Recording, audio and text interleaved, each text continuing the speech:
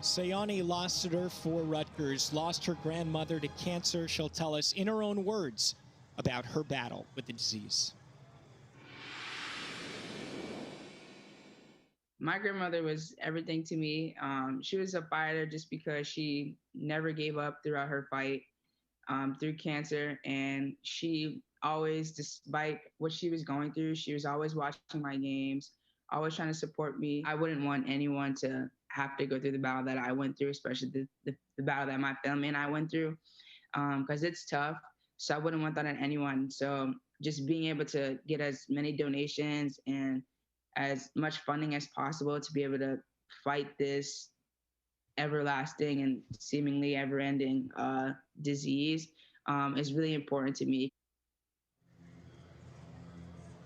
Absolutely, and there is her grandmother, Adabelle Garner, who passed away from cancer. But as you heard Sayawni say, it is so important to fund the research to try to beat this deadly disease and to try to find a cure. Maybe sometime in our lifetime, if you're able to donate to the V Foundation, please do. It would mean everything to those types of people that are going through this and for cancer patients everywhere. And Sayawni actually has a tattoo of her grandmother's birthday as well that she got, and something that means so much to her. She's number 35 because her grandmother's favorite number was 8. Of course, 3 + 5 = 8.